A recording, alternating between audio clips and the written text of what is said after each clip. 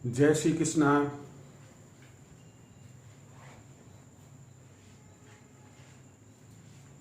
मैं डॉक्टर के स्वामी आज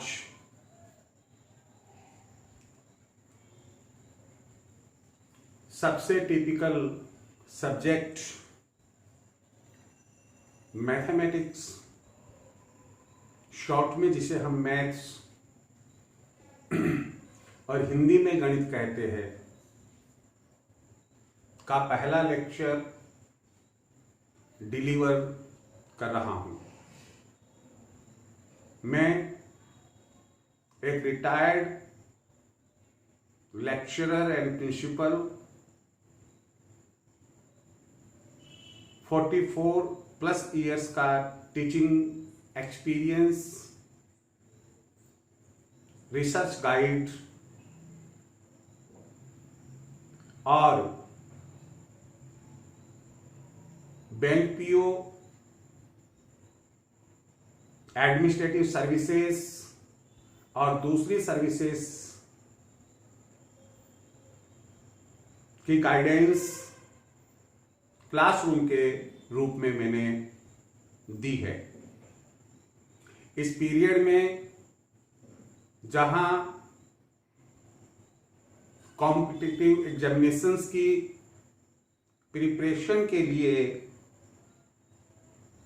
स्टूडेंट्स बिग सिटीज में और बड़े बड़े कोचिंग इंस्टीट्यूट्स में नहीं जा पा रहे हैं,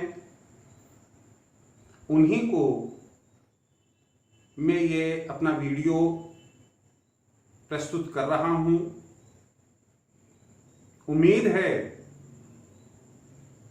कि आप लाभान्वित होंगे। आप मेरे वीडियो को लाइक, सब्सक्राइब और शेयर अवश्य करेंगे। वीडियो से संबंधित कोई भी कमेंट हो, आप कमेंट बॉक्स में अवश्य दें। बेल आइकन को दबाएं। सब्सक्राइब करने से यह होगा कि मेरा अगला वीडियो और उसके बाद में मेरा कंटिन्यू वीडियो रहेगा। एक उद्देश्य में लेकर चल रहा हूं कि इंडिया में आप कोई भी एडमिनिस्ट्रेटिव सर्विस के लिए, स्टेट हो या सेंट्रल गवर्नमेंट की हो, तैयारी कर रहे हैं, आप बैंक एग्जामिनेशंस की तैयारी कर रहे हैं, आप किसी भी स्टेट की अदर एग्जामिनेशंस की तैयारी कर रहे हैं और वहां मैथमेटिक्स आ रही है, आप अपनी स्टडी को कंटिन्यू रखें। जो भी बुक आप पढ़ रहे हैं आप अवश्य पढ़ें। एक बेस बुक हर स्टूडेंट के पास में अपनी होनी चाहिए। गलतफहमी है अगर मैं ये कह दूं कि केवल मेरा वीडियो देखने से आप कॉम्पिटिटिव एग्जामिनेशन की पूरी तैयारी कर लेंगे या मेरी क्लास अटेंड करने से करेंगे। मेरा बोलना और आपको इसे स्वीकार करना दोनों ही गलत है। कारण यह है कि जिस स्टैंडर्ड पर प्रतियोगी परीक्षाओं के पेपर बनते हैं, उस स्टैंडर्ड तक एक ट्यूटर को, एक टीचर को, एक लेक्चरर को पहुंचने में कई वर्ष लग जाते हैं। मैं अपनी पूरी कोशिश करूंगा कि मेरा जो एक्सपीरियंस एडमिनिस्ट्रेटिव सर्विसेज के लिए रहा है, मेरा जो एक्सपीरियंस बैंक सर्विसेज की तैयारी के लिए रहा है और अदर स्टेट सर्विसेज की तैयारी के लिए रहा है, मैं छोटी से छोटी बात आपको बताने की कोशिश करूंगा। इसलिए मेरा ये जो वीडियो है मैथमेटिक्स का, एक सीरीज या सीरियल के रूप में चलेगा। अपनी गलतफहमी दूर करना कि मैं केवल स्क्वायर या स्क्वायर रूट बताकर, क्यूब या क्यूब रूट बताकर सिंपल इंटरेस्ट, कंपाउंड इंटरेस्ट बताकर, ट्रिग्नोमेट्री बताकर, ज्योमेट्री बताकर मैं आपको कह दूंगा कि कोई एक टॉपिक बताकर मेरा ये लेक्चर पूरा हो गया। नहीं, ऐसा नहीं होगा। मैं एक अपना गोल लेकर चल रहा हूं कि मेरे जितने भी स्टूडेंट्स हैं, क्योंकि मैं जिस उम्र के दौर से गुजर रहा हूं मैं, आप सभी जो ये वीडियो देख रहे हैं, all of you are my students. आप ये मान के चलिए कि I am teaching in classroom, but only the difference is there, the classroom is not in a particular school or in a particular college or in a particular coaching institute, rather it is at your home. मेरा एक dream है कि class at home, classroom at home. आप जब इस video को देखें, आप केवल और केवल वीडियो देखें, मुझे सुने, अपने पास में हर वक्त नोटबुक, पेन या पेंसिल रहनी चाहिए। जहां जरूरत समझे पॉज करके अपने को मेरा मैटर, जो लिटरेचर अच्छा लगा, नोट डाउन करना चाहिए। अपना कमेंट जो देना है वो लिख लेना चाहिए, लेकिन पहले पूरा वीडियो सुने। ये नहीं है कि पोस्ट किया और पहले मैं कमेंट देना शुरू कर दूं। कंसंट्रेशन, ध्यान रखिएगा।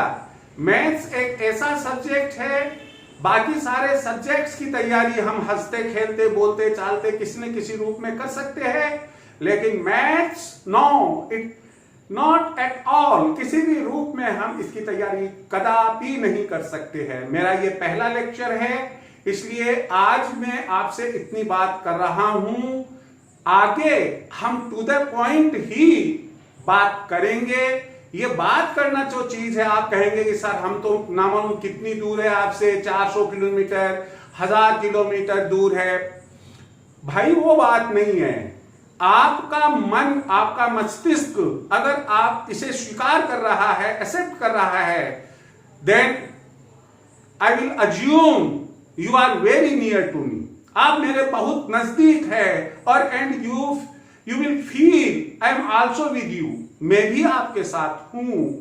ये दोनों हाथ मिलाने से ताली बजेगी। मैं खूब अच्छा बताना चाहता हूं, लेकिन आप इसे सुनते सुनते अपने दोस्त से बात कर रहे हैं, फोन आ गया बीच में, वो अटेंड करने लगे, टीवी देखते देखते बात कर रहे हैं, मोबाइल सुनते सुनते देखते देखते बात कर रहे। अरे भाई देखिए, दोनों में से एक काम कीजिए, या तो कॉम्पिटिटिव एग्जामिनेशंस की तैयारी कर लीजिए, अदरवाइज आप अपने आप को गफलत में रख रहे हैं और अपने पेरेंट्स को भी आप धोखे में रख रहे हैं, और साथ ही साथ इस इकोनॉमिक युग में आप पैसे की बर्बादी भी कर रहे हैं। ये सब फिर भी आ जाएगा, लेकिन बीता हुआ आपका जो समय है वह कभी नहीं लौटेगा। हमेशा ध्यान रखिएगा, वक्त की कदर करना हम सीखें। अगर वक्त की हमने कदर की, वक्त हमारी कदर करेगा। अगर वक्त को हमने ठुकराया तो वक्त हमें ठुकरा देगा। अब हम इस मुद्दे पर आते हैं कि हम आज शुरुआत कहां से करेंगे। सबसे पहले बहुत छोटे से रूप में मैंने यहां लिखने की कोशिश की है कि मैथ्स क्या है। ये तो इसके बारे में बताने के पहले बता दूं कि हमारा अभी जो टॉपिक कुछ दिनों चलेगा, कुछ वीडियोस में चलेगा, उसका नाम होगा नंबर सिस्टम, संख्या पद्धति। जितनी भी हम भारत में हमारे जितने भी लेखकों की, जितने भी ऑथर्स की बुक्स आ रही है, करीब करीब पहला या दूसरा जो चैप्टर होता है उसमें वो नंबर सिस्टम का ही होता है। आप जब वो बुक पढ़ रहे हैं, मैं आपको एक बात पूछना चाहूंगा, आप अपने आप से पूछिए कि उन तमाम बुक्स में समझाया हुआ है, एक्सरसाइज भी दुनिया भर की दी हुई है, और उनके सॉल्यूशंस भी चैप्टर के लास्ट में दिए हुए हैं। भाई इतना सब कुछ है, आपने बुक भी परचेज की 500-700 रुपए की, फिर क्यों जाते हैं कोचिंग इंस्टीट्यूट? फिर क्यों किसी कॉलेज जाते हैं, किसी लेक्चरर की कोचिंग लेते हैं? कारण उसका यह है कि बुकिश लैंग्वेज ऑथर की अलग होती है और जो क्लास टीचिंग होती है वह अलग होती है। कविता पढ़ना याद करना चीज अलग है, लेकिन उसकी व्याख्या भावार्थ बताना बड़ा ही टेढ़ा काम है। हम यहां सबसे पहले आपको बताने जा रहे हैं मैथ्स यानी कि गणित। ये क्या होती है? देखिए कितने सुंदर तरीके से मैंने आपको बताया है कि अंकों एवं संख्याओं का खेल है। ये मैथ्स क्या है? अंकों और संख्याओं का खेल है। कभी कहते हैं कि 2 और 2 4 होते हैं, कभी कहते हैं 2 और 2 22 होते हैं, कभी हम कहते हैं कि 2 डिवाइडेड बाई 2 1 होता है, कभी हम कहते हैं कि 2 माइनस 2 0 होता है, कभी हम कहते हैं कि 2 गुणा 2 4 होता है, कभी हम कहते हैं कि 2 की पावर 2 4 होता है। आखिर ये सब माजरा क्या है? यही तो खेल है। हीरो 1 2, लेकिन खेल कितने सारे तरीके के बता दिए उसने। तो ये एक संख्याओं का खेल है, 2 अपने आप में एक नंबर है और जादू भी है ये। लोग कहते हैं कि देखो आप ऐसा करो, मैं आपको फटाफट जवाब देता हूं। भाई कैसे देता है? मैं आपको कहता हूं कि आप जब तैयारी कर रहे हैं और हर किताब में जो कैलेंडर मैथ्स प्रतियोगी परीक्षा की किताब में दी हुई है उसमें एक सबसे साधारण क्वेश्चन दिया हुआ मिलेगा, 15 अगस्त 1947 को वार क्या था।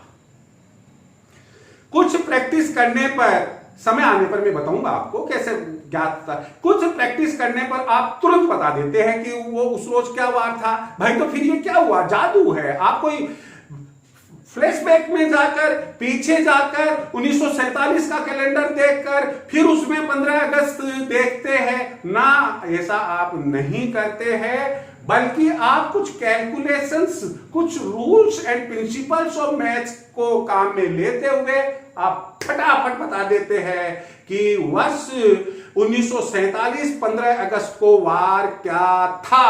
तो ये क्या है?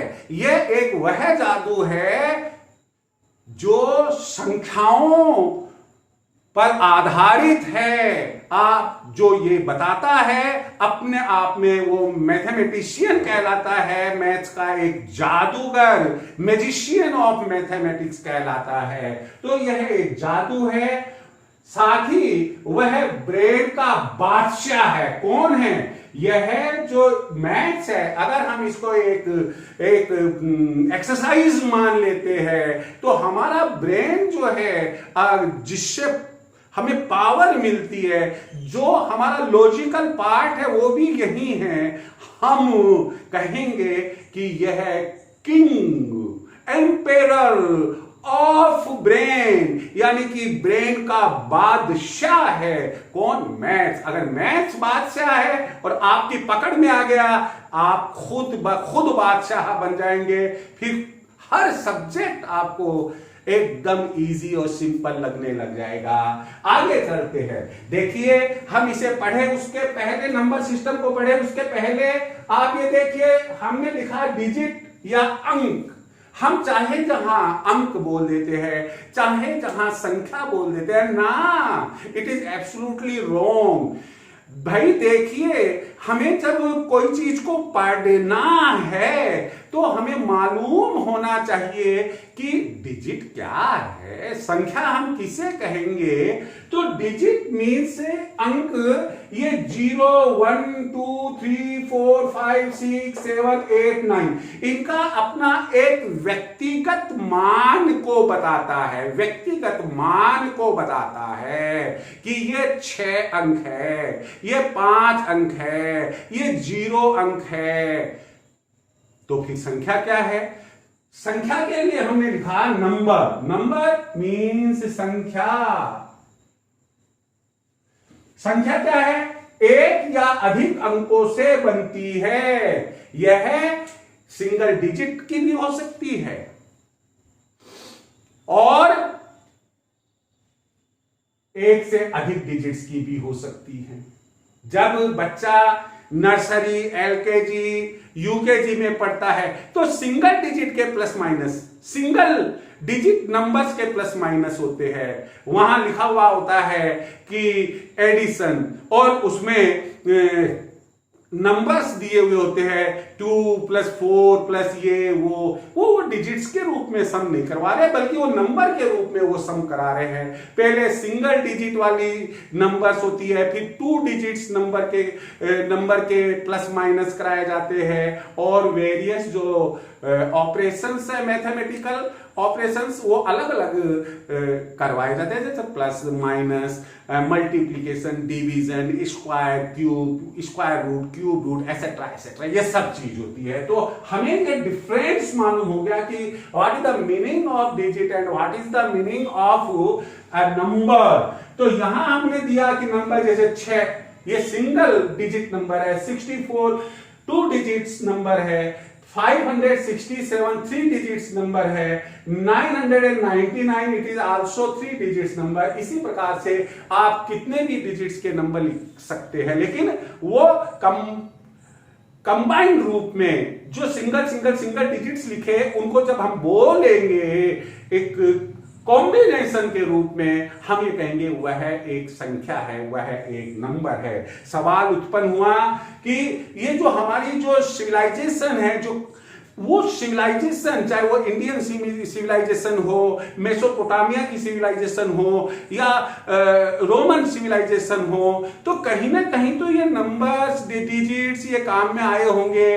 कभी किसी समय हो सकता है कि स्टोन के टुकड़े ले लेकर काउंटिंग की होगी, कभी कोई किसी दूसरी चीज से काउंटिंग की होगी, मार्बल से काउंटिंग की, जो गोलियां होती है उनसे काउंटिंग की होगी।